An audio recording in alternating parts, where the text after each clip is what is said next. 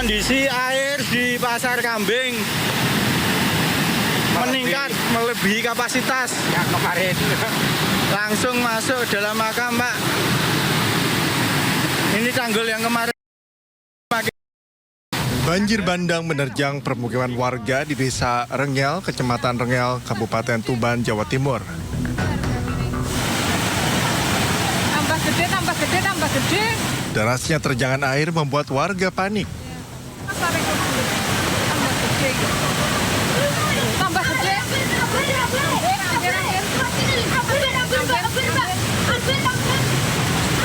Hampir ya Allah, tambah subhanallah. Tak hanya menerjang rumah-rumah warga, banjir bandang juga merendam akses jalan yang menghubungkan Kabupaten Tuban dan Kabupaten Bojonegoro. Hampir. Ya Allah subhanallah. Ya Allah, ya Rahman, ya Rahim. Ya Allah.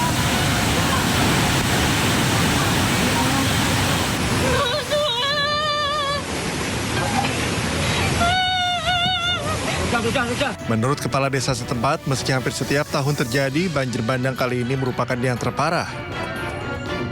Tingginya intensitas hujan yang terjadi selama hampir 2,5 jam membuat volume air di Sungai Jurang meluap.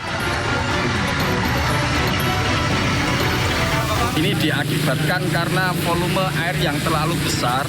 Hujan kira-kira jam 3:30 sampai jam 5:30 tadi. Sehingga luapan air tersebut tidak bisa dikendalikan oleh warga, sehingga air tersebut masuk ke dalam pemukiman warga, ke jalan raya depan pasar Desa Rengel ini sama samping pasar Desa Rengel serta jalan di Pasar Kambing ataupun pasar hewan. Hingga Sabtu malam, petugas gabungan bersama warga terus membersihkan material lumpur yang tingginya mencapai hingga 40 cm. Petugas juga mendata sejumlah wilayah yang terdampak akibat banjir bandang ini. Dari Tuban, Jawa Timur, Pipit Wibawanto, iNews melaporkan.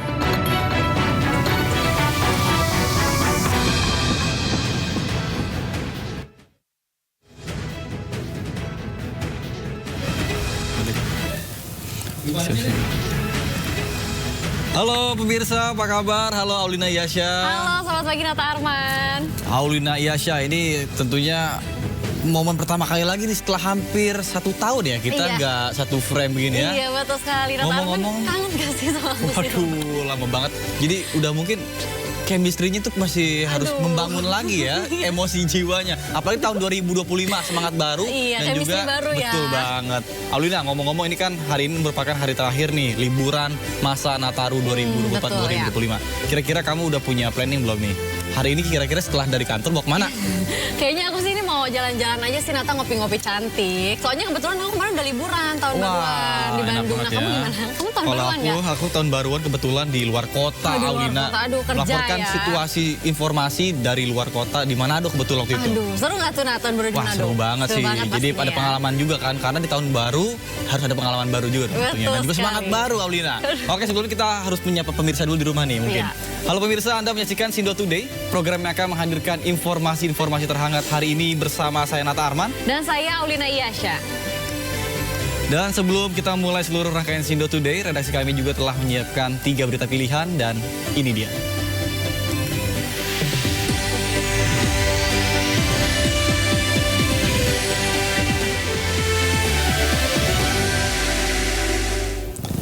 Pemirsa Sindo Today, kita awali dengan informasi di tahun 2025, sebagian wilayah di Indonesia masih dibayangi cuaca ekstrim.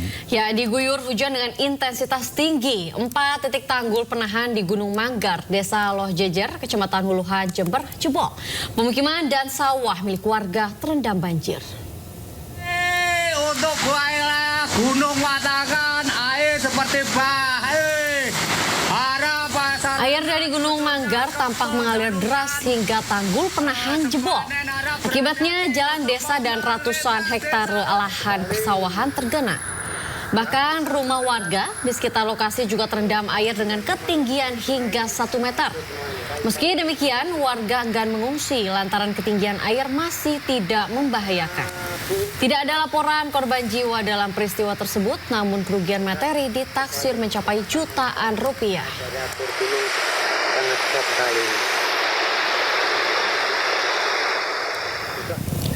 Pemirsa, seorang santri meninggal dunia setelah dianiaya 6 santri senior di salah satu pondok pesantren di Banyuwangi, Jawa Timur.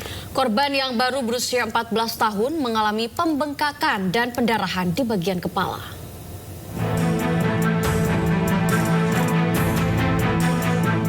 Suasana duka menyelimuti keluarga santri korban penganiayaan di Rumah Sakit Umum Daerah Blambangan.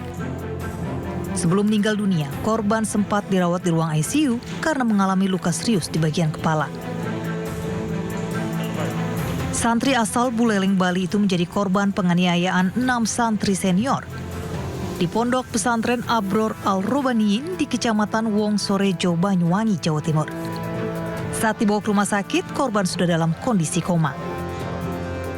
Saat itu ditemukan CT scan adanya pendarahan otak sehingga langsung dilakukan operasi emergensi oleh dokter bedah saraf kami pada tanggal 28 dan masih dilakukan perawatan hingga saat ini, namun kondisinya memang masih kritis karena akibat perlukaan berat pada jaringan otaknya. Polisi pun menetapkan 6 santri senior pelaku penganiayaan sebagai tersangka. Masih dalam proses pemeriksaan, pendalaman, apa yang menjadi motif maupun apakah pihak pesantren mengetahui ataupun bahkan bisa dimintai pertanggungjawaban untuk terjadinya peristiwa itu. Ini masih proses pendalaman lagi. Mereka kini masih menjalani pemeriksaan. Penganiayaan terjadi akhir Desember 2024. 6 santri senior menganiaya korban hingga alami pendarahan di otak dan koma selama 6 hari. Dari Banyuwangi, Jawa Timur, Eris Utomo, iNews melaporkan. Ya pemirsa, dan juga Nata, ini cukup miris ya kejadiannya, dan ini terjadi di Bandung nih. Kenapa Bandung ini awalnya aman, sekarang jadi terkesan gak aman nih, Nata? Iya, karena ada seorang turis wanita asal Singapura dilecehkan saat ngevlog di Jalan Braga, Bandung. Dan polisi pun bergerak cepat dengan menangkap 3 orang pelaku.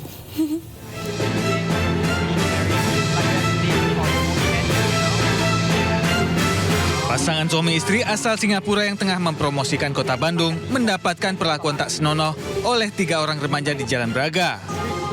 Setelah mengikuti korban, pelaku RF kemudian mengacungkan kedua jarinya yang mencerminkan konotasi seksual dan dengan sengaja menyentuh pantat korban. Aksi memalukan ini kemudian viral di media sosial. Tidak terima dilecehkan, korban kemudian mengadukan hal tersebut ke Kedutaan Singapura.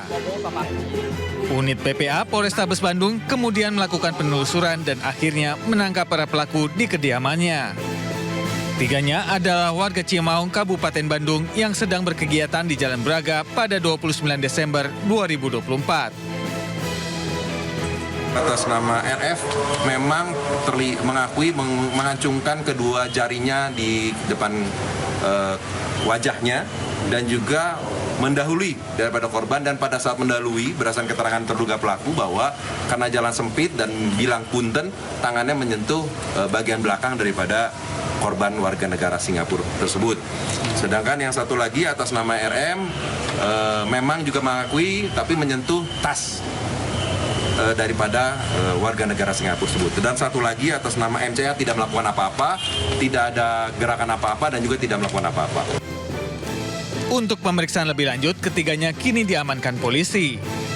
Dari Bandung, Jawa Barat, Muji Prayitno, iNews melaporkan. Pengemudi mobil menjadi korban perampokan bersenjata tajam di tengah kemacetan di tol kawasan Pelumpang, Tanjung Priuk, Jakarta Utara. Ya betul sekali pemirsa dan juga Nata, akibat kejadian itu pengemudi mobil mengalami luka akibat sabetan senjata tajam.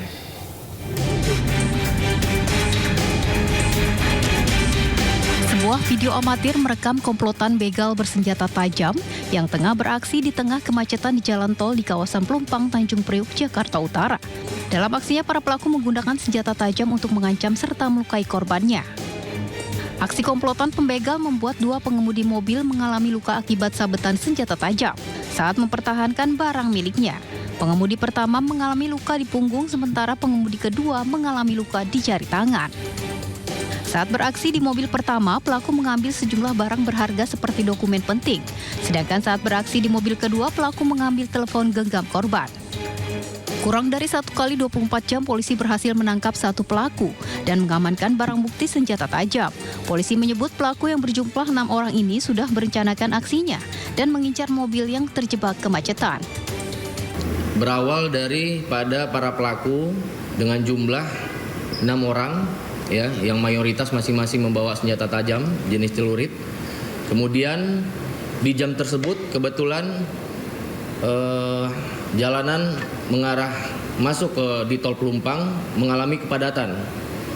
Ya, sehingga ini dijadikan momentum bagi para pelaku untuk melakukan penyisiran dengan sasaran mobil yang kacanya terbuka. Sementara saat ini polisi masih memburu 5 pelaku lainnya. Dari Jakarta, Rizky Faluvi, iNews melaporkan.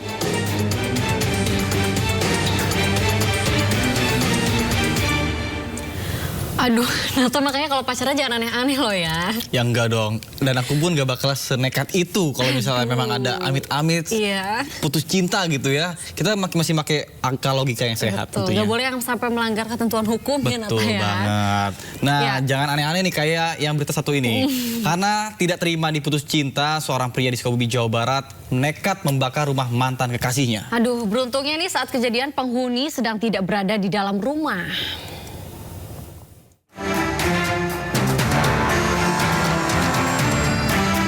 Di kampung Cikurutuk, Cirenghas, Sukabumi ini tak bisa lagi ditempati. Rumah milik EJ ini dibakar mantan kekasihnya CM saat malam pergantian tahun. Api asmara memicu pelaku nekat membakar rumah mantan kekasihnya setelah diputus cinta. Dengan alat seadanya, warga mencoba memadamkan api yang terus membesar. Sebelum kejadian, warga sempat melihat CM yang bertengkar dengan EJ di depan rumahnya. Korban sempat kirim WA ke istri,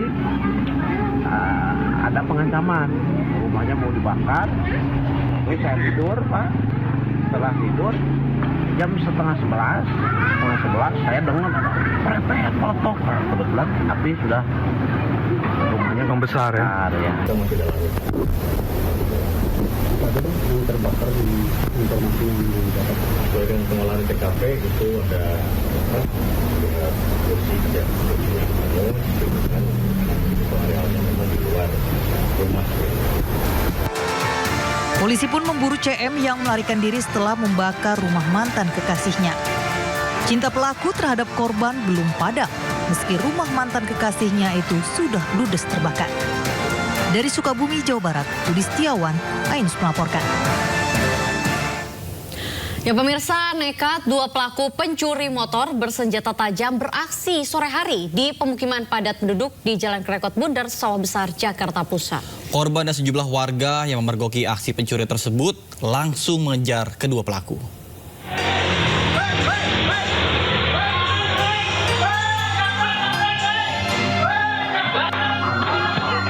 Dengan berboncengan sepeda motor, 2 pelaku curanmor terekam kamera CCTV saat hendak beraksi di sebuah gang pemukiman padat penduduk di Jalan Krekot Bundar, Sawah Besar, Jakarta Pusat. Satu pelaku berbaju hitam turun dan langsung mendekati sepeda motor incarannya yang terparkir di depan rumah, sementara rekannya mengawasi situasi sekitar. Hanya membutuhkan waktu kurang dari 2 menit, pelaku berhasil membawa kabur sepeda motor Matic milik warga. Korban yang menyadari sepeda motornya telah dibawa kabur langsung mengejar pelaku sambil berteriak meminta pertolongan. Seketika warga pun beramai-ramai ikut melakukan pengejaran hingga keluar gang. Namun sayang, kedua pelaku berhasil kabur. Posisi di depan rumah motor, orang yang mau maling bolak-balik. Pas orang yang masuk ke dalam ngambil ke dapur, dia langsung beraksi mundurin motornya sampai ke tiang listrik gitu. Pas ketemu orangnya, dia bilang itu motor saya mau bawa kemana katanya. Motor lah itu bawa diuber sama orangnya. Udah motornya udah langsung kebawa ke depan, udah diuber, diteriakin maling. Pas orangnya keluar teriak-teriak maling, saya langsung uber. Kedua pelaku diduga merupakan kawanan curanmor bersenjata tajam yang tak segan melukai korbannya jika terpergok. Selain menaruh harapan besar kepada pihak kepolisian, warga juga menempelkan poster bergambar wajah kedua pelaku di setiap gang dan titik-titik keramaian, berharap adanya warga yang mengenali identitas keduanya. Dari Jakarta, Radi Sanjaya, iNews melaporkan.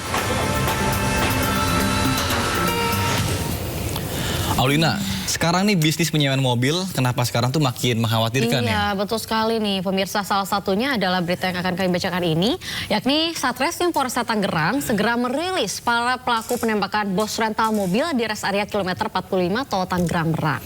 Dan diantaranya para pelaku terdapat anggota TNI Angkatan Laut.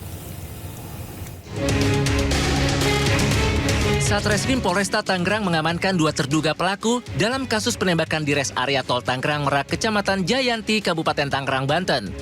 Pelaku pertama berinisial AS. AS diamankan saat sedang bersembunyi di daerah Pandeglang, Banten. AS merupakan penyewa mobil pertama yang datang ke rental mobil milik Ilyas Abdurrahman di kawasan Rajek, Kabupaten Tangerang pada 30 Desember lalu. Selain AS, 1 terduga pelaku penembakan yang merupakan oknum dari TNI Angkatan Laut kini sudah diamankan di Pusat Polisi Militer Puspom TNI. Pihak Polresta Tangerang masih melakukan koordinasi dengan Puspom TNI untuk mendalami keterlibatan dan peran dari oknum anggota TNI Angkatan Laut tersebut.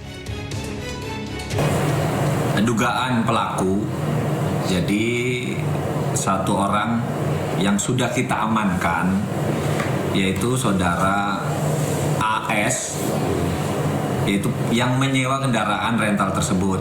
Nah, kita berkoordinasi dengan Polres Pandeglang. Saudara AS diamankan di wilayah Pandeglang, kemudian diserahkan ke Polresta Tangerang. Namun kendaraan itu awal mulanya disewa oleh saudara AS, sehingga polisi sedang melakukan pemeriksaan mendalam dan melakukan pengembangan lebih lanjut. Statusnya informasi TNI AL? Ya, baik, untuk terkait dugaan oknum dari anggota TNI, kita juga belum bisa menyampaikan secara detail. Yang pastinya kita harus berkoordinasi dengan Puspom TNI yang nantinya sama-sama kita sampaikan bila mana memang diduga ada keterlibatan dari oknum. Polisi mengakui korban dan anaknya sempat mendatangi Polsek Cinangka Kabupaten Serang untuk meminta bantuan. Namun ditolak lantaran tidak ada kelengkapan dokumen mobil yang dibawa kabur pelaku. Namun klaim polisi tidak mendampingi karena korban tidak membawa dokumen kelengkapan kendaraan yang hilang, dibantah anak korban. Pusat Polisi Militer TNI Angkatan Laut atau Puspomal telah menangkap seorang prajurit yang terlibat dalam penembakan terhadap bos rental mobil di rest area kilometer 45 Tol Tangerang Merak arah Jakarta. Pernyataan tersebut disampaikan Komandan Pusat Polisi Militer TNI Mayor Jenderal Yusri Nuryanto yang mengatakan pelaku sudah diamankan atau ditangkap di Puspomal. Ya pemirsa dan juga Nathan, ya, tadi kita udah melihat bagaimana polisi dan korban rental mobil saling memberikan klarifikasi soal permintaan pendampingan keamanan. Tapi sebetulnya bagaimana kronologis pengusaha rental mobil yang meninggal dunia akibat ditembak pelaku saat mencoba mengambil kendaraan miliknya yang dibawa kabur di rest area kilometer 45 Tangerang Merak.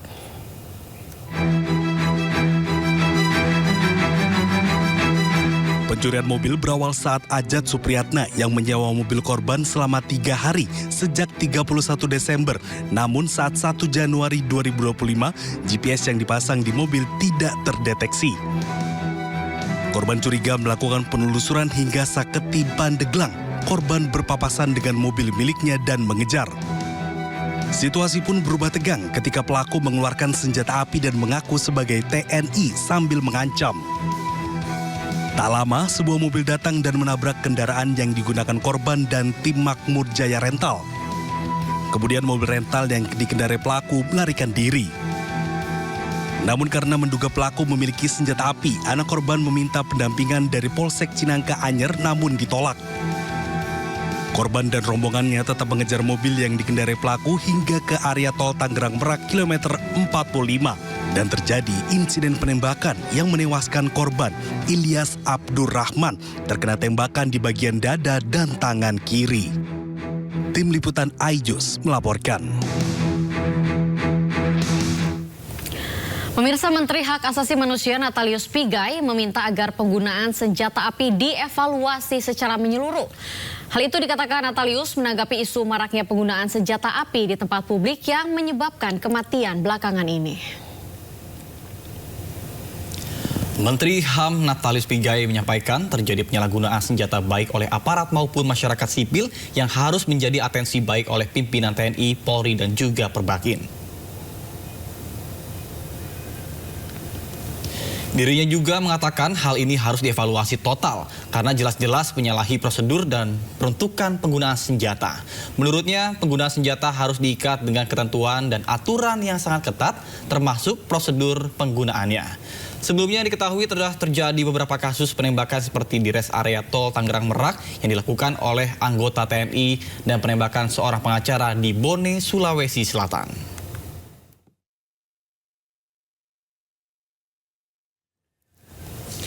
Informasi seputar arus balik libur Natal dan Tahun Baru akan kami hadirkan usai jeda. Tetaplah di Sindo Today.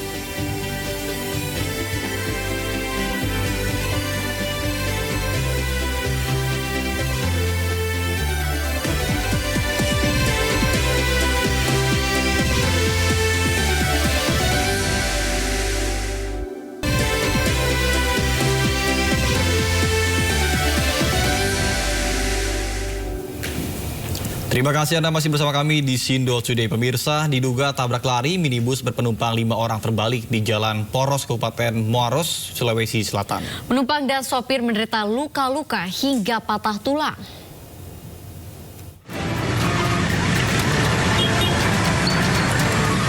Dari rekaman video amatir terlihat minibus berwarna merah terbalik dengan kondisi ringsek di Jalan Poros, Tambua, Kabupaten Maros, Sulawesi Selatan.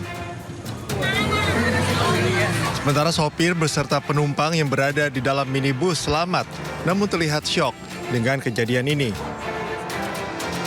Warga kemudian membawa para korban ke puskesmas terdekat untuk mendapatkan penanganan medis. Diketahui minibus yang membawa 4 penumpang wanita dan seorang sopir terbalik setelah diserempet minibus lainnya dari arah yang sama, kemudian melarikan diri. Akibatnya para korban mengalami luka ringan dan parah di bagian kepala hingga mengalami patah tulang.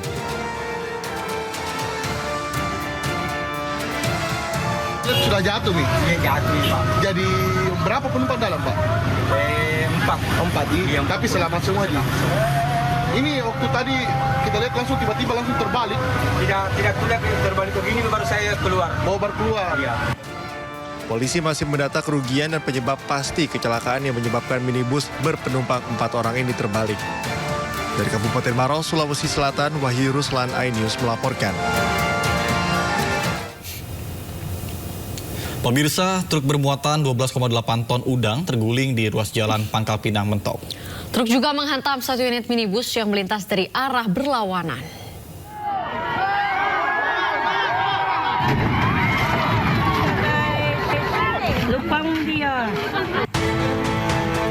Satu unit truk mengalami kecelakaan di ruas Jalan Pangkal Pinang Mentok, tepatnya di Desa Simpang Teritip, Bangka Barat, Provinsi Kepulauan Bangka Belitung. Truk dengan muatan 12,8 ton udang faname itu terguling, sedangkan muatannya menghantam sebuah minibus yang melaju dari arah berlawanan.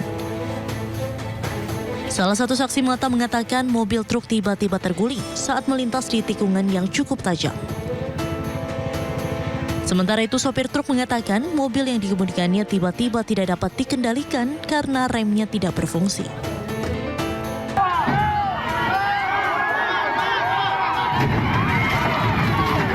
Aku di belakang mobil itu udah tahu-tahu udah terbalik, kayak gitu. Pokoknya sekitar habis tidak lama itu langsung azan. Itulah aku lihat, pokoknya jam 3-an itulah. Soalnya posisinya saya itu kan lagi di belakang mobil itu, cuma kan mobil itu udah terbalik. Nggak ada remnya Pak. Ada remnya dari sebelum kejadian tuh 500 meter lah. Kurang lebih 500 meter. Nggak ada remnya. Makan jalan di belakang. Jadi dari udah terasa nggak ada rem tuh udah berusaha mau berhenti ya. Ya pasti berusaha. Nggak ada remnya. Tiba-tiba itu hilang ya? Ya bukan hilang ya, dia keras. Usai kejadian, warga bahu-membahu memungut udang yang tumpah ke jalan. Tidak ada korban dalam kecelakaan ini, sementara kerugian diperkirakan mencapai ratusan juta rupiah. Kasus kecelakaan tersebut kini ditangani oleh Satlantas Polres Bangka Barat. Dari Bangka Barat, Bangka Belitung, Oma Kisma, iNews melaporkan. Pemirsa, ribuan penumpang pesawat meningkat jelang berakhirnya libur Natal dan Tahun Baru. Pengelola Bandara Soekarno-Hatta memprediksi hari ini adalah puncak arus balik di Bandara Soekarno-Hatta dengan 147.000 penumpang kedatangan. Peningkatan jumlah arus balik hari ini sudah diprediksi oleh pengelola Bandara Soekarno-Hatta. Seiring dengan adanya kebijakan pemerintah terkait penurunan harga tiket sebesar 10% di masa libur Natal dan Tahun Baru. Hari ini puncak arus balik di Bandara Soekarno-Hatta tercatat kurang lebih ada 147.000 penumpang, baik yang datang maupun pergi. Begitu juga dengan pergerakan pesawat mencapai 1.027 pesawat.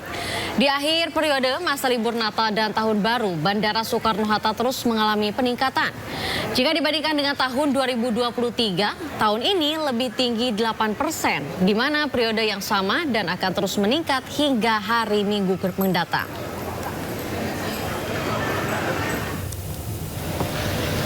Sementara itu pemirsa, di Bandara Juanda, Sidoarjo, Jawa Timur, ribuan penumpang mulai memadati pintu kedatangan Terminal 1. Peningkatan jumlah penumpang kali ini dipengaruhi mulai berakhirnya masa liburan Natal 2024 dan Tahun Baru 2025. Diprediksi jumlah peningkatan tertinggi akan terjadi pada hari ini dan juga esok hari. Keberangkatan dari Bandara Juanda didominasi tujuan Balikpapan, Makassar, Jakarta, dan juga Medan.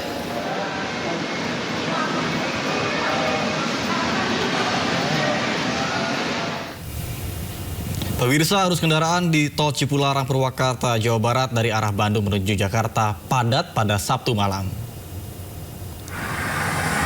Ribuan kendaraan yang didominasi plat B memadati ruas Tol Cipularang, tepatnya di kilometer 79 Purwakarta, Jawa Barat. Arus kendaraan dari Bandung menuju Jakarta sesekali tersendat dan mengular panjang. Sementara dari arah sebaliknya, arus kendaraan relatif lancar.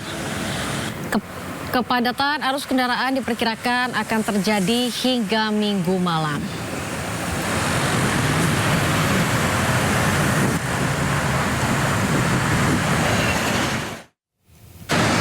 Sementara kepadatan arus kendaraan juga terjadi di ruas tol Purbalenyi, tepatnya di kilometer 125 Kota Cimahi, Jawa Barat.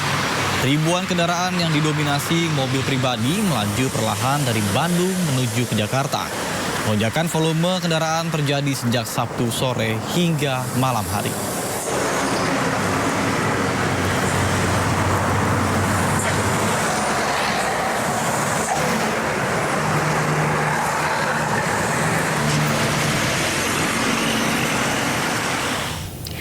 Ya, usai libur Tahun Baru di Yogyakarta, arus balik di stasiun Yogyakarta pada Jumat pagi tampak mulai menurun.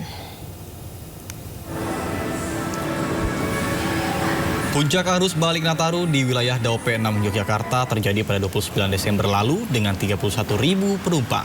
Sementara pada puncak arus balik kedua terjadi 1 Januari 2025 dengan 29.000 penumpang naik atau berangkat.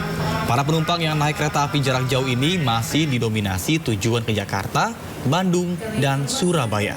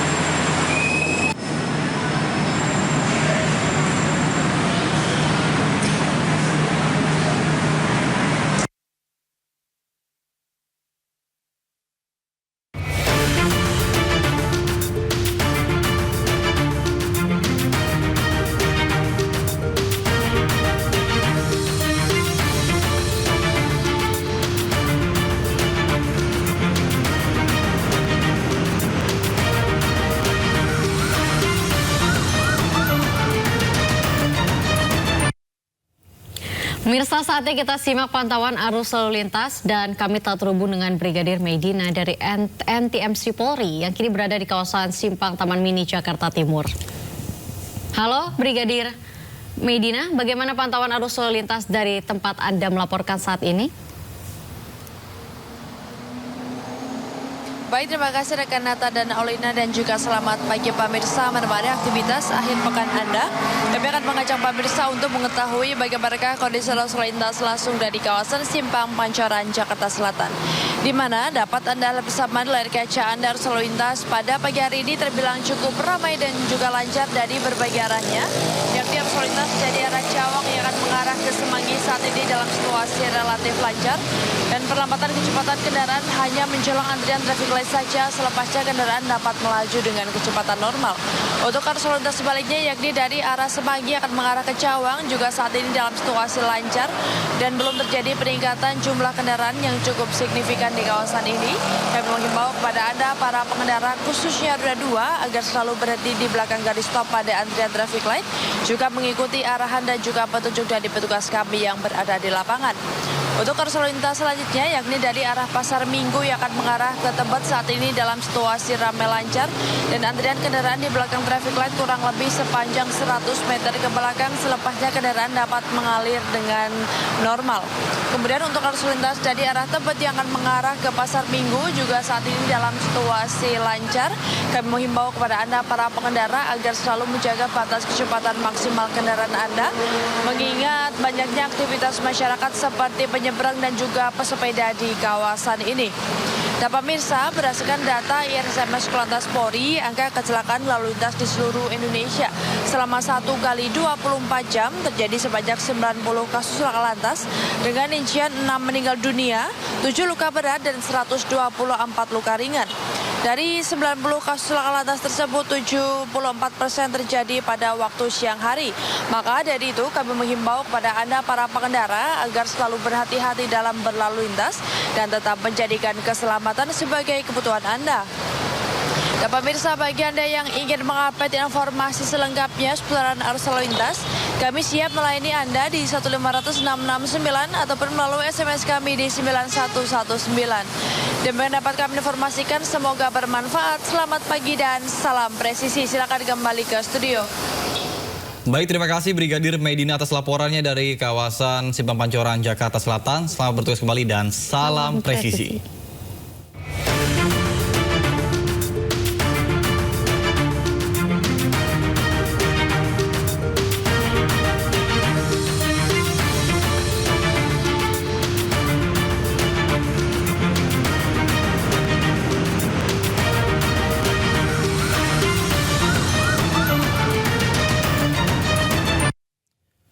Pemerintah akan segera melaksanakan program makan bergizi gratis mulai 6 Januari 2025. Informasinya usai jeda, tetap bersama kami di Sindo Today.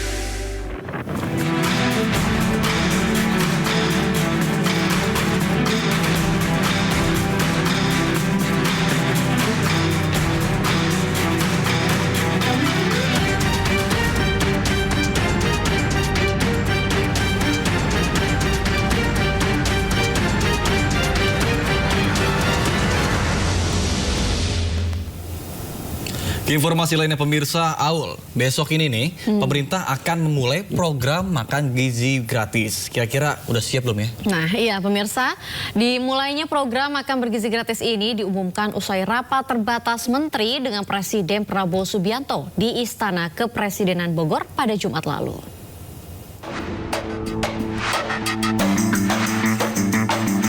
Pemerintah segera melaksanakan program makan bergizi gratis mulai tanggal 6 Januari 2025 mendatang. Hal itu diumumkan usai rapat terbatas menteri dengan Presiden Prabowo Subianto di Istana Kepresidenan Bogor Jumat lalu. Wakil Presiden Gibran Rakabuming Raka menghadiri langsung rapat terbatas terkait program makan bergizi gratis itu.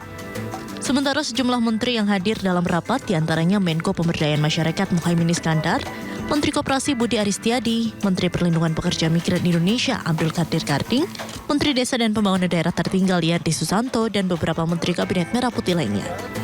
Usai rapat, Menteri Koperasi Budi Aristiadi mengungkapkan arahan dari Presiden Prabowo Subianto yang meminta agar bahan baku makan bergizi gratis harus dari Indonesia, bukan impor.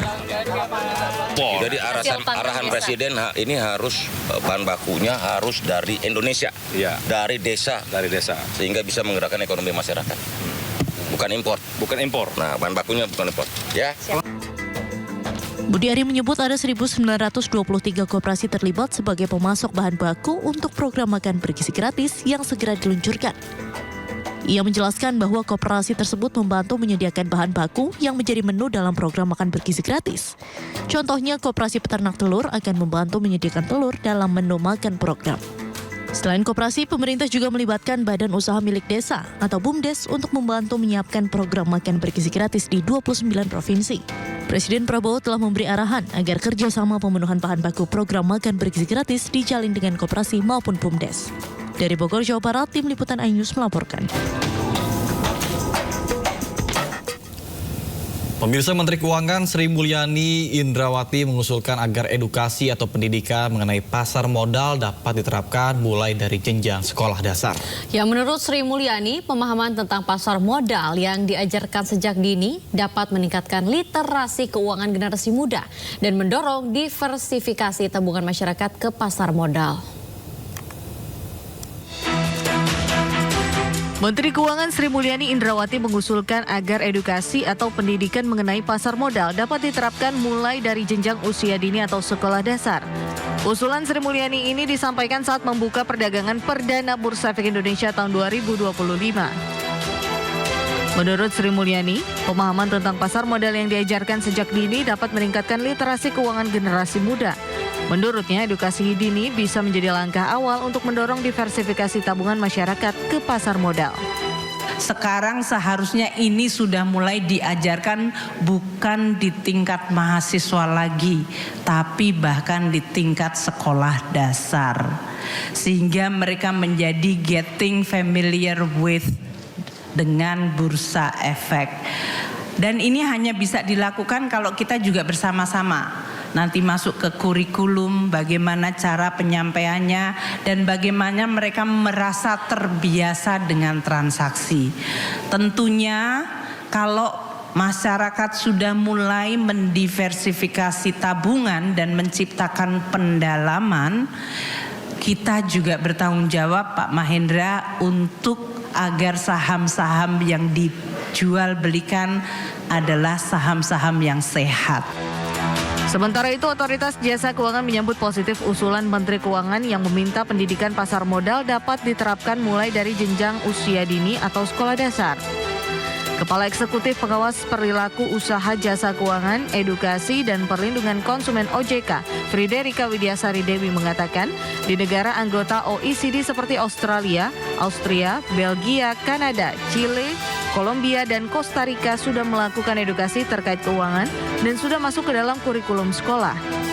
Nah, kita sedang berupaya, jadi kita sudah sering kerjasama dengan Kementerian Pendidikan, sudah sering, tetapi harapan kita masuk ke dalam kurikulum, jadi masuk ke dalam kurikulum sekolah, kalau bisa mulai dari SD, pengenalan uang, pengelolaan keuangan, dari SMP, SMA, kuliah juga jangan cuma yang fakultas ekonomi bisnis, karena mereka pasti udah ngerti. Untuk itu, ia pun berharap OJK bersama kementerian dapat melaksanakan kurikulum tersebut secepatnya dan dapat dijalankan pada tahun 2025 dengan berkolaborasi bersama Kementerian Koordinator Bidang Pembangunan Manusia dan Kebudayaan serta Kementerian Pendidikan.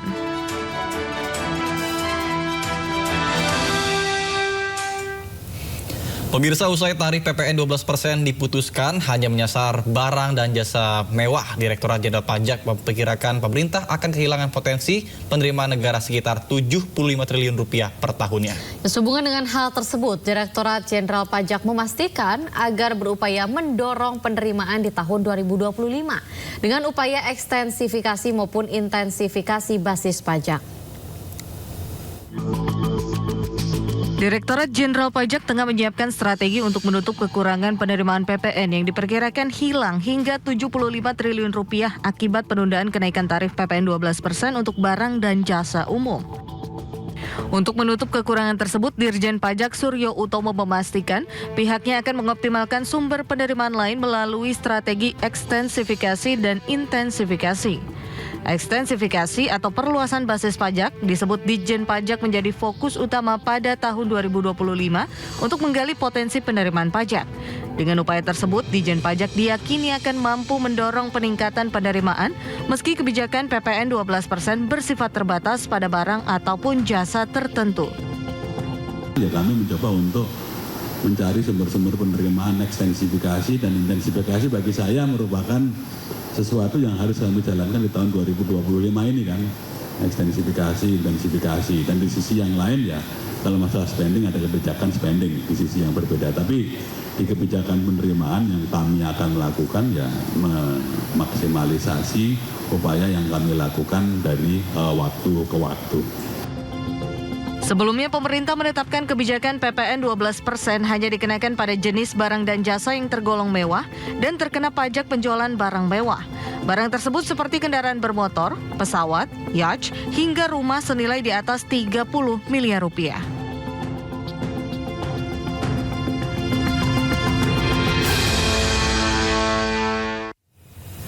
Maskapai penerbangan Garuda Indonesia berencana akan mendatangi pesawat baru sebanyak 20 unit di tahun ini untuk melayani seluruh rute yang tersedia. Rencananya pengadaan pesawat akan dilakukan secara bertahap mulai Januari ini.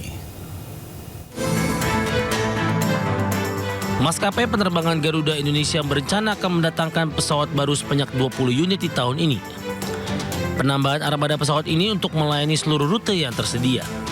Pasalnya hingga saat ini, pesawat yang dimiliki Garuda Indonesia belum mencukupi operasional penerbangan di seluruh rute tersedia. Direktur Utama PT Garuda Indonesia Persero Tbk Wamil Dansani mengaku pihaknya menghadapi tantangan dalam memperoleh pesawat yang tersedia untuk memenuhi kebutuhan pasar penerbangan saat ini. Meski demikian, pihaknya tetap berkomitmen untuk memaksimalkan pemanfaatan pesawat yang diperoleh tahun ini dengan tetap memperhatikan jenis dan kapasitas armada yang digunakan. Sampai sekarang mungkin itu masih menjadi kajian kami ya. Saya belum bisa jawab. Ya, saya belum bisa jawab. Oke. Nanti kita lihat ya. Kalau komunikasi sudah dimulai ya. Tetapi kan kalau sampai betul-betul pesawatnya kita operasikan kan itu masih prosesnya panjang sekali. Garuda Indonesia menargetkan penambahan 20 pesawat di tahun 2025 dengan pengadaan dilakukan secara bertahap mulai Januari dengan kedatangan 2 armada dan Februari 1 armada.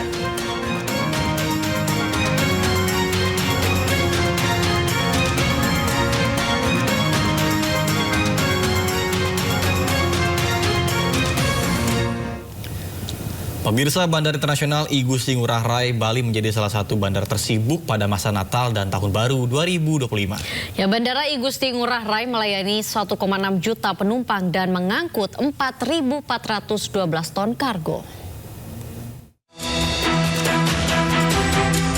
Kementerian Perhubungan mencatat Bandara Internasional I Gusti Ngurah Rai Bali menjadi salah satu bandara tersibuk pada masa Natal 2024 dan Tahun Baru 2025. Data ini tercermin dari pergerakan angkutan udara di bandara tersebut pada 18 Desember 2024 hingga 1 Januari 2025. Bandara I Gusti Ngurah Rai melayani 1,06 juta penumpang dan mengangkut 4.412 ton kargo pada 18 Desember 2024 hingga 1 Januari 2025. Recovery rate atau tingkat pemulihan jumlah penumpang dibandingkan saat pandemi 2019 mencapai 107%, sedangkan untuk kargo mencapai 50,24%. Meskipun menunjukkan pergerakan positif, data operator Bandar Udara Incheon Airports juga mencatat terdapat sejumlah keterlambatan penerbangan selama periode tersebut sebanyak 47 penerbangan. Adapun 74% keterlambatan disebabkan faktor cuaca dan sisanya faktor operasional maskapai. Selama masa Nataru, rute tujuan dalam negeri favorit dari Bandara I Gusti Ngurah Rai ialah Bandar Udara Internasional Soekarno-Hatta sebanyak 101.409 penumpang. Sedangkan tujuan luar negeri favorit yakni Singapore Changi Airports dengan 59.210 penumpang.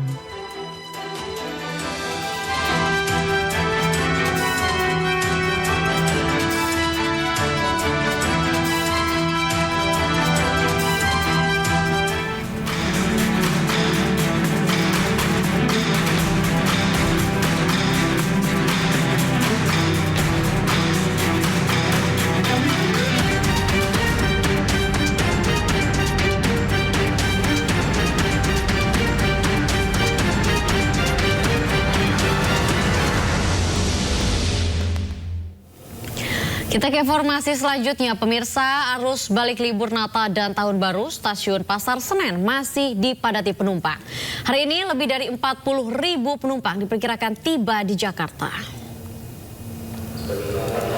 Mayoritas penumpang datang dari Yogyakarta, Surabaya, Semarang, dan Purwokerto. Mereka kembali pulang ke ibu kota usai menikmati libur akhir tahun. Selain penumpang yang balik, banyak juga calon penumpang yang baru akan berangkat dari stasiun Pasar Senen. Adapun destinasi favorit penumpang diantaranya Yogyakarta, Bandung, dan Surabaya.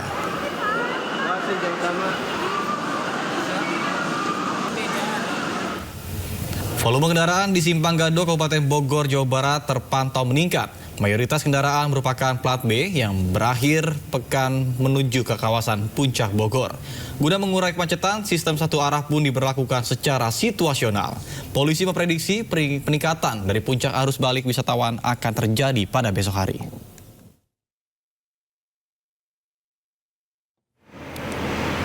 Sementara itu, lalu lintas di gerbang tol Cikampek Utama Purwakarta, Jawa Barat terpantau ramai lancar. Tidak terpantau adanya kepadatan maupun antrean kendaraan yang melintas di gerbang tol Cikatama. Terdapat 6.000 lebih kendaraan melintas dari arah Cikampek menuju Jakarta. Belum ada rekayasa lalu lintas yang diberlakukan oleh kepolisian maupun jasa marga, mengingat volume kendaraan yang melintas belum terlalu padat.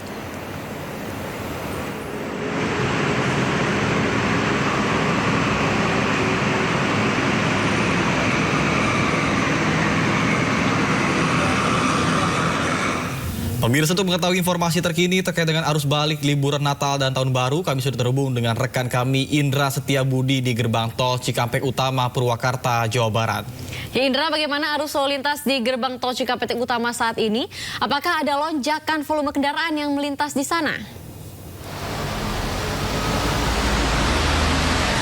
Ya, selamat pagi Nata, Aulina, dan juga pemirsa. Dapat kami informasikan secara langsung di gerbang tol Cikampek Utama pada minggu pagi hari ini masih sama dengan kemarin. Ini masih terpantau sangat ramai lancar.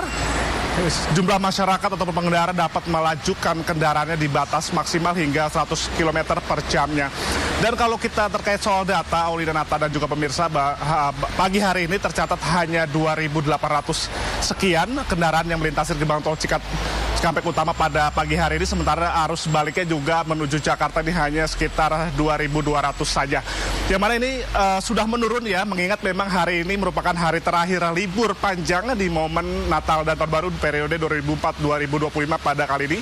Mengingat besok sebagian masyarakat sudah melakukan aktivitasnya, Aulina, yang mana sebagian sudah mulai bekerja dan ada juga sebagian anak-anak sudah mulai sekolah begitu. Dan kalau kita dapat informasikan bahwasanya para pengendara ini lebih memilih pada puncak ini di tanggal 3 kemarin, di tanggal 3 Januari 2025, yang mana ini di Jasa Marga memberlakukan sistem berbagai skema, dan juga Jasa Marga memberlakukan diskon tarif tol sebesar 10%. Dan dari sebelumnya di tanggal 4 Desember kemarin ini juga cukup signifikan di angka total dalam sehari penuh mencapai 36.000 sekian lalu lintas yang melintasi gerbang tol Cikampek Utama. Namun pada hari ini memang sudah menurun dikarenakan memang sebagian masyarakat sudah berada di rumahnya masing-masing, mengingat esok hari tepat di Senin di 6 Januari 2025 sebagian masyarakat sudah bisa beraktivitas seperti sedia kala.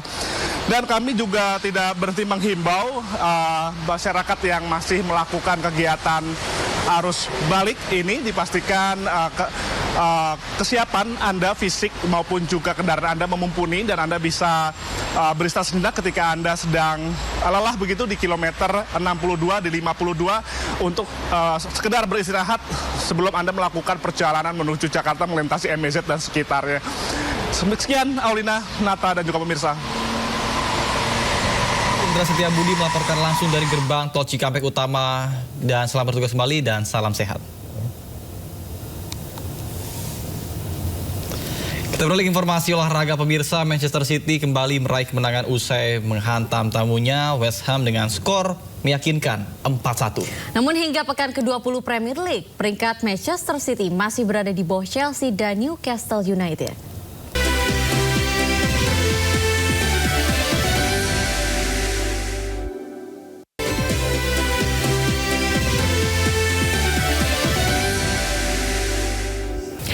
Pemirsa dan juga Nata, kita beralih ke informasi kuliner nih ya. Nata ini suka baku hantam gak sih kelihatannya? Waduh, saya orangnya sabar sih ya. Oh sabar ya, tapi Betul, bukannya saya kamu ini sabar selalu fitness ya, biar mendapatkan otot yang terbaik. Itu kan ini? untuk kesehatan kebugaran tubuh, Aulina. Oke, nih kalau gitu pemirsa ngomongin baku hantam, ini ada kuliner ayam Jawa baku hantam di Lumajang, Jawa Timur.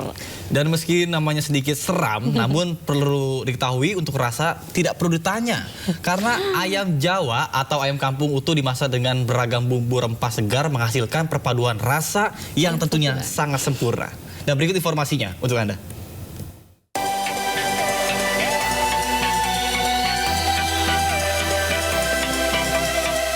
Kita beralih ke informasi tentang kuliner. Lihat nih pemirsa, dari aroma dan tampilannya saja kuliner satu ini terlihat begitu menggoda.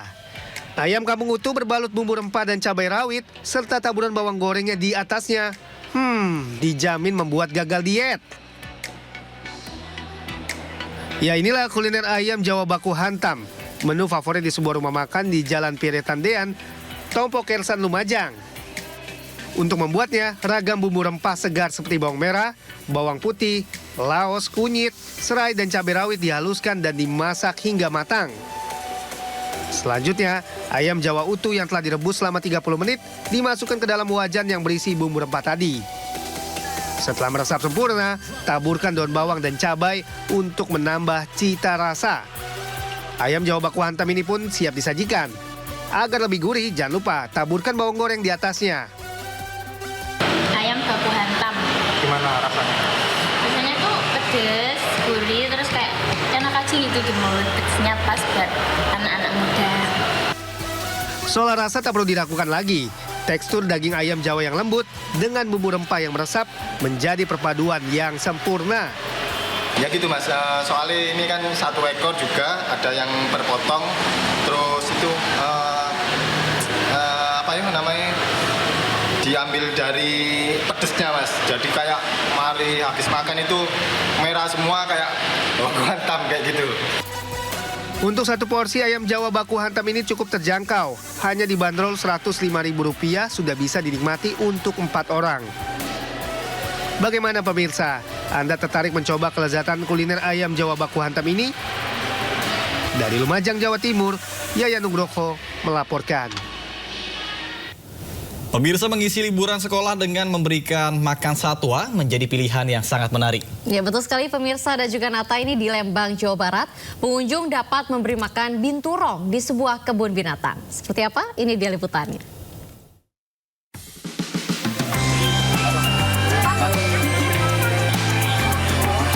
Libur sekolah memberi makan ikan dan burung mungkin sudah biasa ya. Yang baru di sebuah kebun binatang di Lembang adalah memberi makan binturong. Karena memberi makan binturong merupakan aktivitas baru, pengunjung yang penasaran pun harus antre. Ya, binturong, hewan jenis musang bertubuh besar ini menjadi daya tarik pengunjung sebab lucu dan menggemaskan.